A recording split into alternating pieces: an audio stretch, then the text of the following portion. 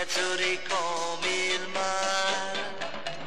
Quando il giorno ti creò, presi un po' di mare blu, chiesi un po' di notte al cielo, e così nascesti tu.